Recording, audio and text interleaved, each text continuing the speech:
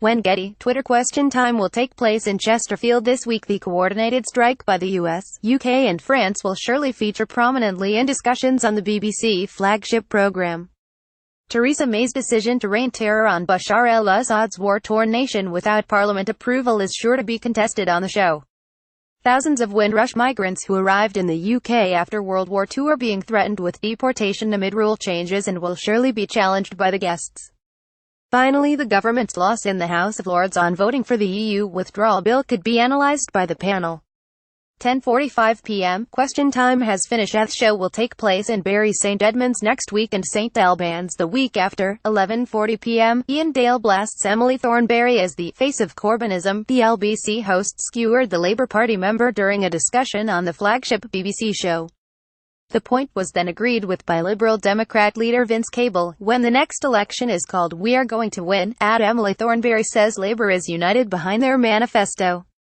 Of the audience asked, in light of the surge in knife crime, do the panel think the use of stop and search should be increased? 11:19 p.m. Audience member blasts Emily Thornberry for giving the Russians too much respect. They claimed that it is possible Russia is telling the world one thing and acting in another. Why would you put a community at odds with the police? Nesrina Malik says stop and search isn't an effective method of policing. Pic.twitter.com/Degoxymaku. BBC Question Time. At BBC Question Time, April 19th, 201,811, 17 p.m. Emily Thornberry booed on Question Time over Syria. Labour Party member claimed that Russia was not preventing chemical weapon inspectors from entering Syria. 11:15 p.m. David Dimbleby blasts Emily Thornberry during the discussion on Question Time. The host ordered the Labour Party member to stop interrupting as the panel discussed the current state of Syria. 10:13 p.m. Liz Truss makes a brilliant point to Emily Thornberry over the current situation in Syria.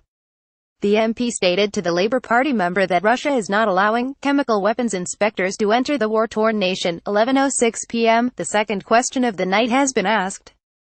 A member of the audience said, "Are the people of Syria any safer since the recent air strikes? We have a racist immigration system in this country." Ian Dale says it is often forgotten that people coming to the UK are individual human beings. Same treatment. Ian Dale says it was right for the international community to intervene in Syria and that the surgical attacks were well executed.